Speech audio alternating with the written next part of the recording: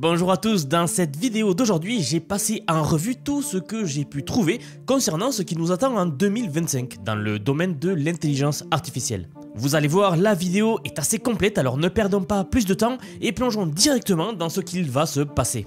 En 2025, votre IA ne sera plus juste un simple assistant, elle deviendra votre véritable collègue et elle accomplira des tâches qu'aucun humain ne peut réaliser seul aujourd'hui. Et pour commencer, regardons l'une des premières avancées qui concerne bien sûr les agents IA.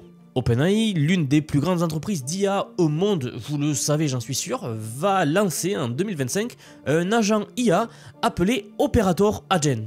Et selon des sources proches du dossier cité par The Information, média réputé dans le secteur de l'IA, cet agent pourra utiliser un ordinateur pour effectuer des actions à la place d'une personne, comme par exemple écrire du code ou réserver des voyages par exemple. Alors honnêtement, cette information semble très fiable, et sachant que OpenAI est derrière ce projet, on peut s'attendre à quelque chose d'assez impressionnant comme d'habitude avec eux. D'autres entreprises se sont déjà lancées dans le domaine des agents IA. OpenAI ne l'avait pas encore fait. Il semblait attendre d'avoir quelque chose de vraiment remarquable avant de le lancer et de le lancer à la vue de tout le monde. Concernant le calendrier, j'en ai déjà parlé lors d'une vidéo précédente, mais en résumé, lors d'une réunion d'équipe mercredi dernier, OpenAI a annoncé que cela se ferait en janvier. Nous sommes déjà en janvier, donc l'annonce est imminente je pense. Il faut toutefois savoir que les délais dans l'industrie de l'IA sont souvent variables. Personnellement, je pense que nous pourrions voir une première démonstration dès le mois prochain. Alors je mise plutôt sur février car les agents IA restent complexes à développer. J'en ai moi-même développé pas mal, c'est pas une tâche facile, mais je sens que nous sommes à ça de réussir à vraiment avoir des agents capables de tout. Déjà ceux que nous avons sont capables de pas mal de choses. OpenAI prévoit également d'autres projets d'agents pour 2025, notamment un agent qui fonctionnera directement dans le navigateur web pour exécuter diverses tâches, ce qui simplifiera pas mal l'utilisation des agents IA pour la plupart des gens. D'ailleurs, j'ai déjà vu des exemples de ce type d'agent, dont je vous parlerai un peu plus tard. En fait, Sam Altman s'est d'ailleurs exprimé sur l'importance des agents en 2025. Je vous laisse l'écouter. Un sujet dont tout le monde parle, et je pense que c'est pour une bonne raison. Vous savez, cette idée qu'on peut donner à une IA un travail assez complexe, comme une tâche qu'on confierait à un humain très intelligent, qui prend du temps, utilise une multitude d'outils, et produit quelque chose de valeur. C'est le genre de choses que j'attends l'année prochaine. Et c'est une énorme avancée. On en parle comme si, oh, vous savez, ça allait arriver. Cela peut réellement transformer beaucoup de choses. Et d'ailleurs, dans une discussion plus approfondie sur sa chaîne, il donne un exemple assez intéressant, regardez ça. À propos d'un agent IA qui agit en leur nom, l'exemple principal qu'il semble donner assez souvent, c'est, vous savez, vous pouvez demander à l'agent de vous réserver une table dans un restaurant. Et soit il peut utiliser OpenTable, soit il peut appeler directement le restaurant ou autre chose. Et d'accord, c'est une tâche légèrement ennuyeuse à faire soi-même, et cela peut vous faire gagner un peu de temps. Mais l'une des choses que je trouve intéressante, c'est un monde où vous pouvez faire des choses que vous ne feriez pas, ou ne pourriez pas faire, en tant qu'humain. Par exemple, au lieu d'appeler un seul restaurant pour réserver une table, mon agent pourrait appeler 300 restaurants, vérifier lequel a la meilleure nourriture pour moi, ou une offre spéciale, ou autre chose. Alors vous diriez, eh bien, c'est vraiment agaçant si votre agent appelle 300 restaurants. Mais si ce sont des agents qui répondent dans chacun de ces 300 endroits, alors pas de problème. Cela peut être une tâche massivement parallèle qu'un humain ne peut pas faire. C'est un exemple trivial, mais il y a ces limitations de bande passante humaine que ces agents pourraient ne pas avoir. La catégorie que je trouve cependant plus intéressante n'est pas celle dont les gens parlent habituellement, où vous avez cet agent qui appelle des restaurants pour vous, mais quelque chose de plus proche d'un collègue senior, vraiment intelligent, avec qui vous pouvez collaborer sur un projet, et l'agent peut accomplir une tâche de 2 jours ou de 2 semaines, vraiment bien. Pour ce qui est de l'agent vocal dont il parlait, ils en ont déjà fait une courte démonstration. C'était une démo privée d'OpenAI que très peu de gens ont vue. Même moi, je ne l'ai pas couverte ici sur YouTube et aucune autre chaîne à ma connaissance n'en a vraiment parlé. Elle montre ce que les agents d'OpenAI pourront en faire en 2025. Comme par exemple, appeler différents magasins en votre nom. Regardez l'exemple suivant. D'accord, j'appelle maintenant. Bonjour, est-ce le magasin de technologie à la Défense ? Je m'appelle Ada et j'appelle au nom d'un... Oui, c'est le magasin de technologie à la Défense. Comment puis-je vous aider? J'appelle pour vérifier si vous avez un iPhone 12 Emeraude en stock. Notre cliente Katia souhaite la récupérer aujourd'hui. Oh, en fait, nous avons un iPhone 12, mais nous n'avons pas cette couleur, je suis désolée. Oh, merci. Et à quelle heure fermez-vous aujourd'hui? Katia viendra probablement plus tard pour récupérer le téléphone si elle est satisfaite de la couleur. Oui, je veux dire, nous n'avons pas d'émeraude, mais nous avons de l'argent et du noir. Donc oui, je suppose qu'elle peut venir. Nous fermons à 19h. Parfait, merci. Je vais informer Katia que vous avez de l'argent et du noir disponibles et qu'elle peut passer avant 19h. Merci pour votre aide et bonne journée.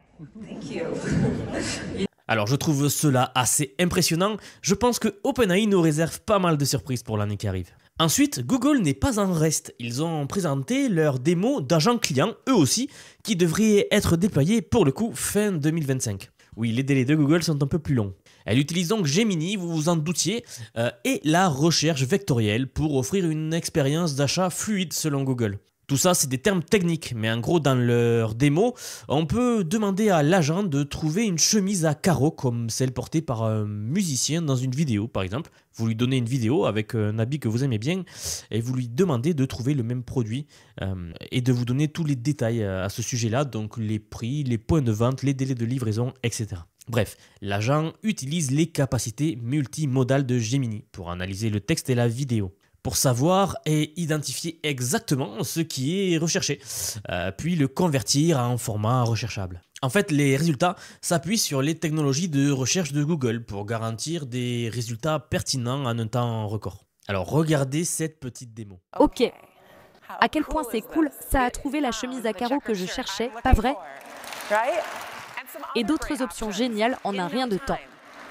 Et c'est parce que ces résultats exploitent les technologies de recherche fiables de Google, ce qui garantit que des clients comme moi obtiennent les bons résultats en un temps record. Les produits suggérés s'appuient sur l'inventaire de Symbol Fashion et les données de performance historiques pour s'assurer que les clients repartent satisfaits. Avec cet achat en main, ok, la première option est parfaite. On dirait que je peux la faire livrer en 4 jours ou la récupérer dans un magasin proche aujourd'hui. Comme je l'ai dit, je veux la porter demain soir, alors je vais opter pour le magasin local par sécurité. Bien sûr, cela ne manque jamais.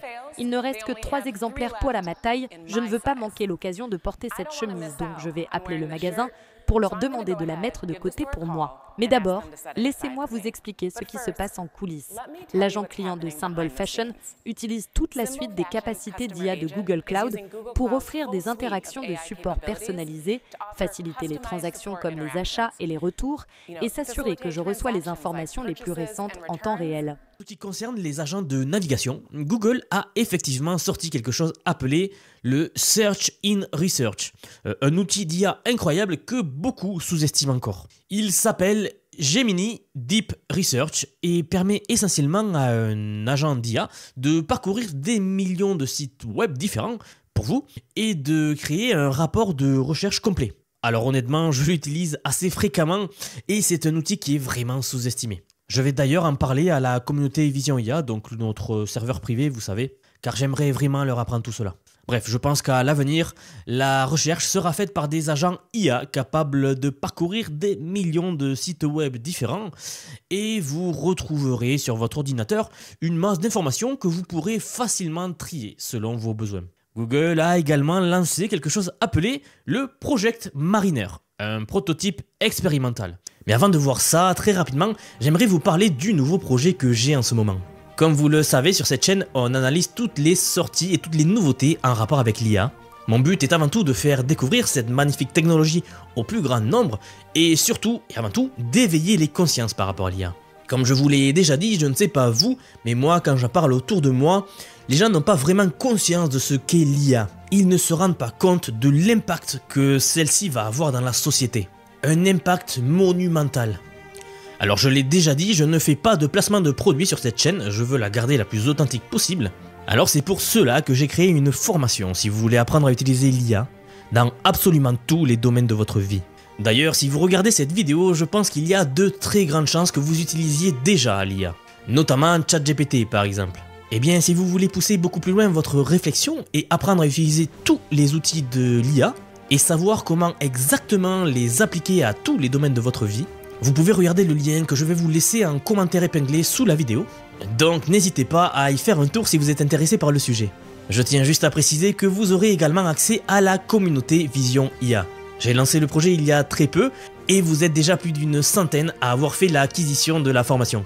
Ce qui est vraiment bien, c'est que vous venez de beaucoup de domaines différents et j'adore discuter avec vous régulièrement de savoir comment appliquer les outils que vous apprenez dans vos domaines précis. C'est vraiment intéressant.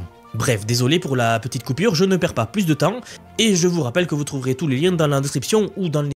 J'en avais déjà parlé lors de la vidéo de présentation qui avait fait un grand bruit des différentes IA de Google il n'y a pas très longtemps, 2 semaines je pense. Eh bien regardez cette vidéo où vous allez voir exactement ce qu'il fait. Aujourd'hui, je veux vous parler de Project Mariner. C'est un prototype de recherche explorant l'avenir de l'interaction entre humains et agents et il est basé sur Gemini 2.0. Comme pour toute nouvelle technologie, il est essentiel de le développer de manière responsable. C'est pourquoi nous commençons petit. Nous allons recueillir les retours d'un groupe de testeurs de confiance et utiliser leurs expériences pour façonner l'évolution de Project Mariner. Laissez-moi vous montrer comment cela fonctionne. Project Mariner fonctionne dans le navigateur comme une extension expérimentale de Chrome. Je vais commencer par entrer une demande. Ici, j'ai une liste d'entreprises d'activités de plein air répertoriées dans Google Sheets et je veux trouver leurs coordonnées. Je vais demander à l'agent de prendre cette liste d'entreprises, de trouver leur site web et de chercher une adresse email que je peux utiliser pour les contacter. C'est un exemple simplifié d'une tâche fastidieuse et multi-étape que quelqu'un pourrait rencontrer au travail. Maintenant, l'agent a lu le Google Sheet et connaît les noms des entreprises. Il commence ensuite par chercher Benchmark Climbing sur Google, puis il clique sur le site web. Vous pouvez voir comment ce prototype de recherche fonctionne uniquement dans l'onglet Actif et ne travaille pas en arrière-plan. Une fois qu'il trouve l'adresse email, il la mémorise et passe à l'entreprise suivante. À tout moment, vous pouvez arrêter l'agent ou mettre le processus en pause. Ce qui est intéressant, c'est que vous pouvez voir le raisonnement de l'agent dans l'interface utilisateur, ce qui vous permet de mieux comprendre ce qu'il fait. Il fera la même chose pour les 2 entreprises suivantes, naviguant dans votre navigateur, cliquant sur des liens, faisant défiler et enregistrant les informations au fur et à mesure. Vous voyez ici un prototype de recherche en début de développement, donc nous avons accéléré le processus pour cette démonstration. Nous travaillons avec des testeurs de confiance pour rendre cela plus rapide et plus fluide, et il est crucial de garder un humain dans la boucle. Après le 4e site web, l'agent a terminé sa tâche en listant les adresses email que je peux utiliser. Et voilà, nous ne faisons qu'effleurer la surface de ce qui est possible lorsqu'on intègre une IA agentique aux ordinateurs. Et nous sommes impatients de voir où cela peut nous mener. Voyons maintenant concrètement comment utiliser le projet Mariner pour effectuer différentes tâches, comme faire des achats en ligne et interagir avec le web de manière plus efficace. Aujourd'hui, je vais vous présenter une démonstration de Project Miner, un prototype de recherche que nous avons développé avec nos nouveaux modèles Gemini 2.0. Je vais commencer dans l'application Gemini, où Project Miner est une extension Chrome expérimentale qui fonctionne sur toutes les pages web. Dans cette démonstration, je vais demander à l'agent de trouver le post impressionniste le plus célèbre. C'est un outil en un clic qui vous permet d'effectuer diverses tâches dans votre navigateur. Alors j'ai vraiment hâte qu'il le déploie vraiment, car aujourd'hui nous ne pouvons pas vraiment y accéder. Il y a aussi eu cette démo très intéressante dont on n'a pas révélé beaucoup de détails. L'agent Runner H. Un nouveau type d'agent qui pourrait scanner le web et effectuer diverses tâches pour vous. C'est un agent IA vraiment intéressant car il représente actuellement l'état de l'art en termes de capacité. C'est ce que font de mieux les chercheurs actuellement. Donc vous comprendrez pourquoi je suis très curieux de voir comment les autres laboratoires vont réussir à surpasser cet agent IA actuel. Et oui, ils viennent tout juste de sortir de leur phase secrète et ils ont fait sensation. Vous pouvez actuellement vous inscrire sur la liste d'attente, ce que j'ai fait personnellement. Alors j'espère qu'ils ne vont pas trop tarder à le sortir non plus. Oui, je suis impatient de voir s'il réussira à rivaliser avec les laboratoires concurrents. Alors pour les détails techniques, selon mes recherches, il utilise actuellement un modèle 2B. Et un modèle 3B aussi. Donc ça va être fascinant de voir comment ils vont réussir à l'exploiter. Je trouve ça un peu petit, mais pourquoi pas. Un autre domaine prometteur, c'est celui des agents de workflow. Ces agents permettent de connecter différentes applications ensemble. J'avais un projet où j'en ai construit un d'ailleurs pour obtenir des détails sur les entreprises. Il utilise plusieurs API et Cloud pour stocker toutes les informations dans un tableau bien organisé. Alors je l'ai créé pour créer un cours pour ma communauté car quelqu'un voulait une façon automatisée d'obtenir des leads, donc vous savez des clients. Et après résultat, il faut dire que le potentiel est assez énorme. Je pense que ce genre de choses va devenir encore plus courant en 2025. Aujourd'hui, peu de gens l'utilisent, Mais je m'attends à que tout le monde l'utilise d'ici fin 2025, honnêtement. Ensuite, nous avons l'IA physique, qui sera l'un des plus grands thèmes de 2025, j'en suis convaincu. Car de nombreuses entreprises vont repousser les limites dans le domaine de la robotique. La robotique super réaliste et humanoïde. Si vous suivez la chaîne, vous savez que l'on couvre beaucoup les robots ici, car en fait les avancées sont incroyables, elles ne s'arrêtent pas. La raison est qu'il y a maintenant diverses avancées qui facilitent le développement des robots humanoïdes tout simplement, permettant donc de les rendre beaucoup plus réalistes. Il y a beaucoup plus d'environnements pour les tester, nous allons probablement voir une vraie augmentation du nombre d'humanoïdes qui effectueront beaucoup de travaux humains. J'ai récemment fait une vidéo sur une entreprise chinoise qui avait dévoilé des images d'une production de masse de robots. Ils avaient déjà produit plus de 1000 robots. Et beaucoup d'experts avaient été choqués à ce sujet d'ailleurs, car on ne pensait pas que la Chine était si avancée. Mais si par hasard vous vous demandez de quoi je parle vraiment, et que vous ne connaissez pas la démo de Boston Dynamics par exemple, c'était quelque chose qui a, je ne veux pas dire cassé Internet, mais je pense que les gens ont vraiment réalisé ce que ça signifiait pour la société et pour l'avenir. J'ai déjà vu plusieurs entreprises et plusieurs pays avec leurs robots humanoïdes, mais là c'était l'un des premiers où nous avons pu voir un robot totalement humanoïde agir de manière autonome. Non seulement il faisait les choses de façon autonome, mais il faisait même parfois des erreurs, les corrigeait et il continuait son travail. C'est bien sûr ce que beaucoup d'entreprises comme Tesla et Figure essaient de faire, de développer la main-d'œuvre en construisant des travailleurs automatisés. Ce genre de robot sera le type d'employé que nous verrons augmenter en nombre chaque année. Et oui, quoi que vous en pensiez, que ce soit bien, que ce soit mal, honnêtement, je pense vraiment que ça va arriver. Alors 2025 sera vraiment intéressant car il est très probable, même certain, que d'autres entreprises sortent de l'ombre pour nous montrer les humanoïdes sur lesquels elles travaillent actuellement. Nous verrons donc probablement beaucoup plus de démonstrations étendues de ces robots effectuant des tâches de manière efficace. Comme on le voit ici où le robot fait une erreur, réalise ce qu'il s'est passé puis le corrige. Ce robot est complètement électrique, ce qui signifie qu'il est meilleur pour l'environnement et beaucoup plus léger. Contrairement à la version précédente d'Atlas qui était beaucoup plus volumineuse et hydraulique. Ce genre de développement sera super intéressant, car je pense qu'une fois que nous commencerons à avoir une masse critique de robots qui seraient capables d'effectuer de nombreuses tâches humaines, cela va vraiment stimuler l'économie et certaines choses vont changer. Je ne pense pas qu'on aura des robots travaillant complètement dans les usines immédiatement. Il y en aura certainement quelques-uns, ça oui, mais l'échelle complète viendra plus tard à mon avis. Mais par contre, je m'attends à des démonstrations vraiment impressionnantes dans les mois qui arrivent. Alors comptez sur moi pour vous les partager et n'hésitez pas à vous abonner si ce n'est pas déjà fait. Une autre des entreprises qui a réussi quelque chose d'incroyable, c'est 1X Robotics. Ils ont créé un robot remarquablement efficace pour reproduire des mouvements humains très fluides et très efficaces. C'est vraiment impressionnant et beaucoup de gens l'ont vu. Nous savons que des mises à jour majeures arrivent en 2025. Voici une autre startup de robotique en IA. Physical Intelligence, qui a récemment levé 400 millions de dollars auprès de Bezos, oui Jeff Bezos, et OpenAI, car ils ont construit le premier modèle fondamental pour la robotique appelé Pi-0. C'est une politique généraliste capable de faire des choses de manière autonome. Ces robots n'ont que 2 bras, mais peuvent faire une variété de tâches complètement autonomes, ce qui va être crucial pour l'avenir. Quand on regarde ce qu'il peut faire vraiment, on voit ici qu'il peut plier des vêtements, emballer un carton, et certainement d'autres choses, donc c'est assez incroyable. En le regardant, on penserait qu'il est téléopéré.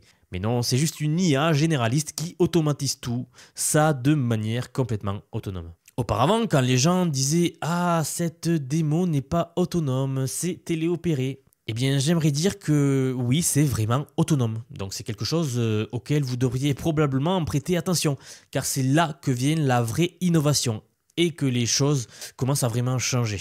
Les robots sont de moins en moins téléopérés. Je pense que la plupart des gens, comme je l'ai dit, ne prennent pas vraiment attention à ce qu'ils devraient vraiment observer et ce qui arrive vraiment. Il est probable que les futures versions de leur IA, comme Pi 2 ou Pi 3 par exemple, apporteront des améliorations assez rapides, et ce d'ici la fin de 2025. Il ne va pas falloir attendre très longtemps au rythme auquel le progrès va en ce moment. Quand j'ai regardé cette vidéo entière, j'ai été très surpris que ce soit la première fois que je voyais ça. La vidéo n'a même pas eu plus de 20 000 vues, je crois, au moment où je parle, ce qui est assez impressionnant pour une vidéo comme ça. Et ils ont l'air d'avoir réussi quelque chose d'assez impressionnant. Mais c'est aussi grâce à Genesis, ce simulateur de robot qui parvient à cartographier la réalité. Pas la réalité réelle, mais disons qu'il simule la réalité très précisément.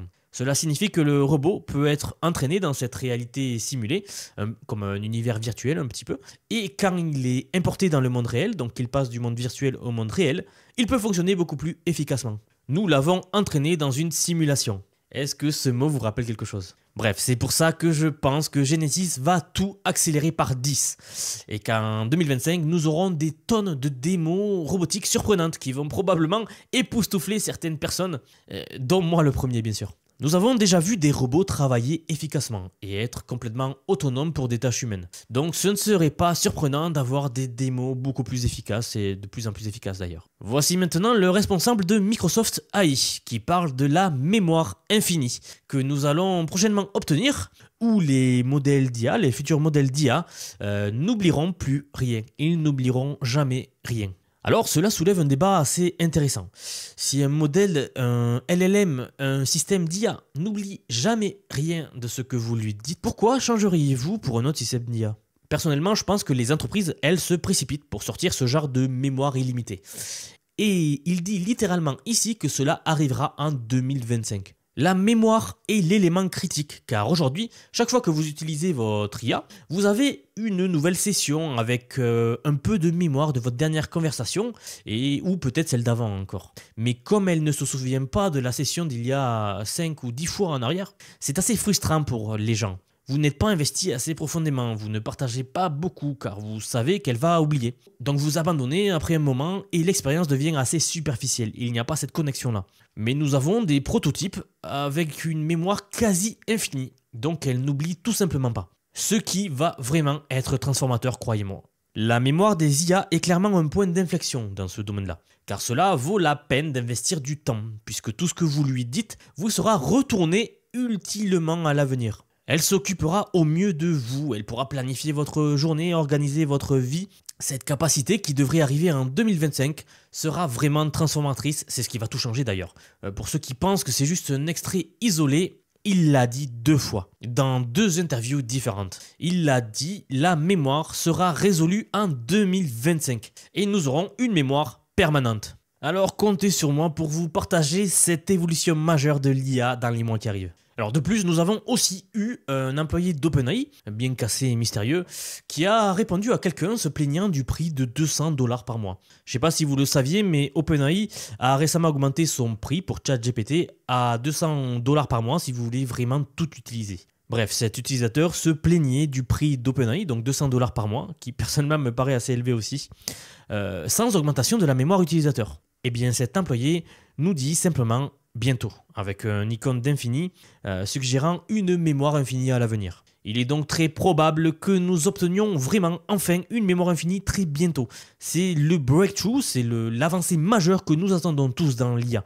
Les gens sous-estiment à quel point tout va changer dans le domaine de l'IA grâce à la mémoire infinie. Vous pensiez qu'ils étaient intelligents, eh bien attendez d'avoir une mémoire infinie. Alors, si nous regardons un autre aspect aussi, il y aura des modèles pensants, des modèles beaucoup plus intelligents, donc des modèles qui réfléchissent un peu comme nous. La plupart des gens ne s'en rendront même pas compte. Et je dis cela parce que d'après ce que j'ai déjà vu, les modèles O1 ne sont vraiment applicables qu'à ceux qui sont dans les domaines académiques. Très pointus donc, comme les mathématiques, l'informatique, la physique, la science, la programmation. Des domaines où nous avons besoin de réflexion poussée.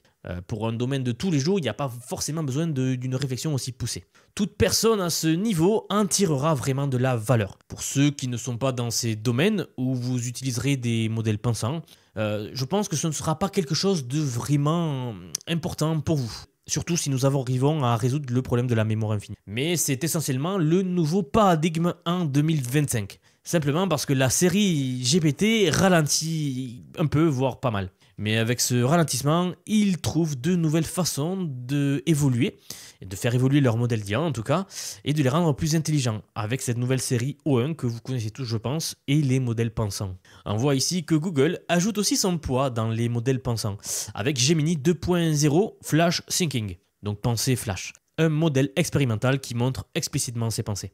Alors c'est vraiment intéressant car c'est un peu plus intelligent que les autres modèles. Plutôt que de répondre instantanément, il réfléchit à ses problèmes, les examine, puis arrive avec une réponse. J'ai testé cela moi-même en demandant au modèle comment résoudre l'hypothèse de Riemann en 2025. Une hypothèse très compliquée à résoudre en mathématiques. Hypothétiquement, bien sûr, je ne pense pas que cela sera possible en 2025, mais bon, sait-on jamais.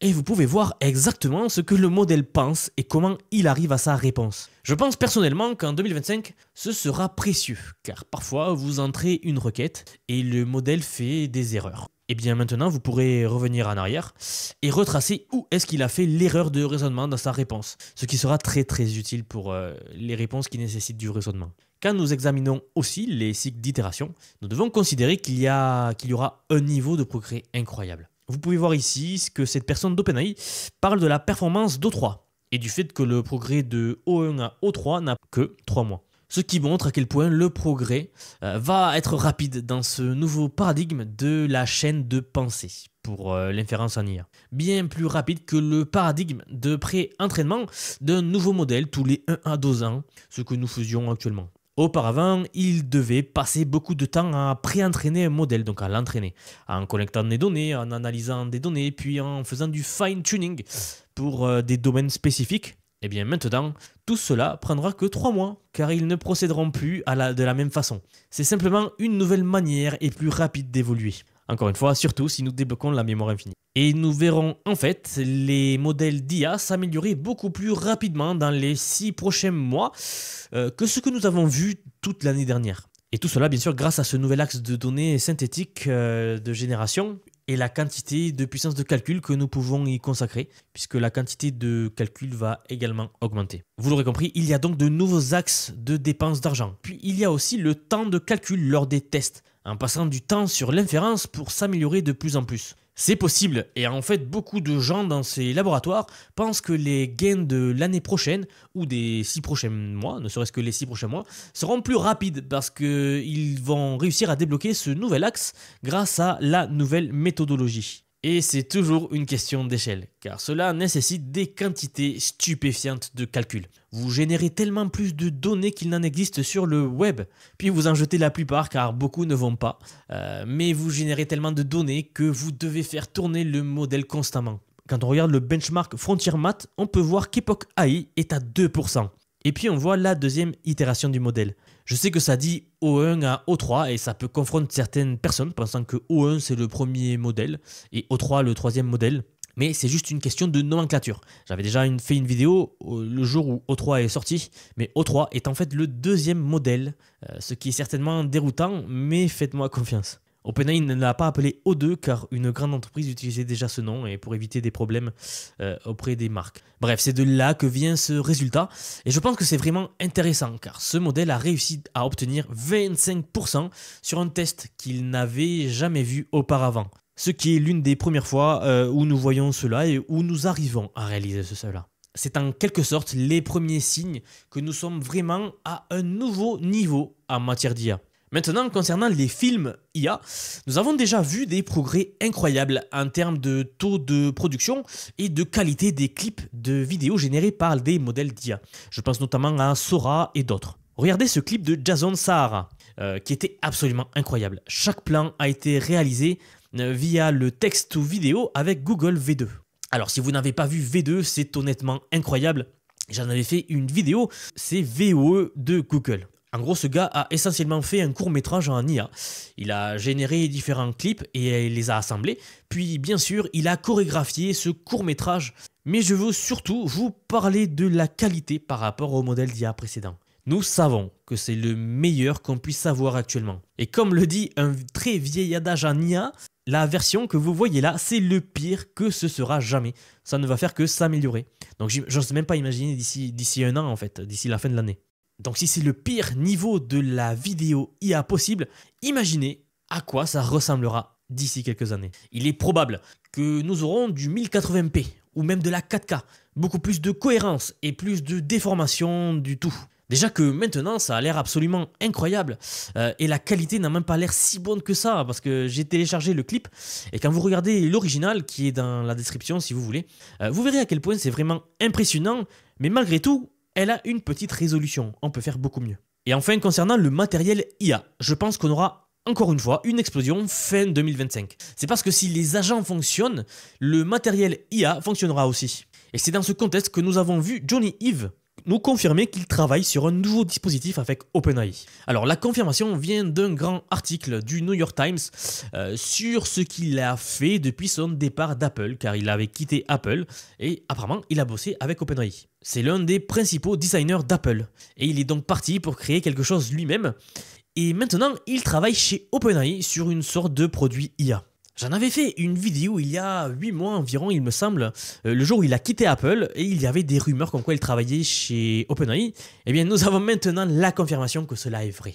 Et franchement, je suis très curieux de voir exactement quel type de produit physique IA ils sont en train de développer. C'est quelque chose qui décollera quand nous aurons mis au point les agents. Et je ne suis pas totalement sûr du temps nécessaire pour faire fonctionner les agents parfaitement. Certains ont dit que ça pourrait prendre jusqu'à 2026, mais je sais qu'il est probable que nous aurons des produits matériels IA avant. Car ce n'est pas seulement à cause d'OpenAI. Nous avons aussi vu que le nouvel assistant vocal Alexa d'Amazon utilisera l'IA Claude. Pour l'instant, nous n'avons pas eu de mise à jour majeure. J'ai moi aussi des Alexa chez moi et la voix est toujours la vieille voix. Mais quand ce sera lancé, nous aurons probablement un modèle assez efficace. Amazon Alexa avait pris du retard en IA, ça nous en parlons souvent, alors que c'était l'un des premiers produits d'IA grand public dans les foyers il y a quelques années. Une sorte de mode vocal avancé de la décennie. Mais maintenant qu'il utilisera Claude, il va devenir une puissance. Certains l'appellent même déjà la remarquable Alexa. Le lancement était prévu pour octobre, avec un abonnement. Mais nous n'avavons encore rien eu. Alors soit on a un retard immense, soit elles sont en train de préparer quelque chose d'encore plus grand. Je parie plus sur le retard. Je pense que les assistants vocaux deviendront courants pour tous les foyers. J'ai récemment regardé ce site appelé friend.com et je pense que l'IA va devenir un peu plus humaine. Actuellement, même quand vous parlez à un mode vocal avancé, ce n'est pas très humain. Et je n'arrive pas à croire ce que je dis, car ça sonne remarquablement humain. Déjà, vous le montrez à n'importe qui, il va être surpris. Mais bref, quand vous êtes dans le domaine depuis un moment, le mode vocal avancé, oui, est certes impressionnant, mais parfois, vous saurez que c'est un robot. Vous le sentez, en fait. Eh bien, imaginez une IA qui vous appelle, qui vous envoie des messages, a ses propres problèmes, ses propres particularités. Eh bien, je pense que ce sera un thème vers la fin 2025. Alors j'ai hâte qu'une entreprise française nous développe ça pour nous, les Français. Voilà donc ce que je pense de 2025. Je tenais vraiment à vous faire cette vidéo de mise au point avant de commencer cette année.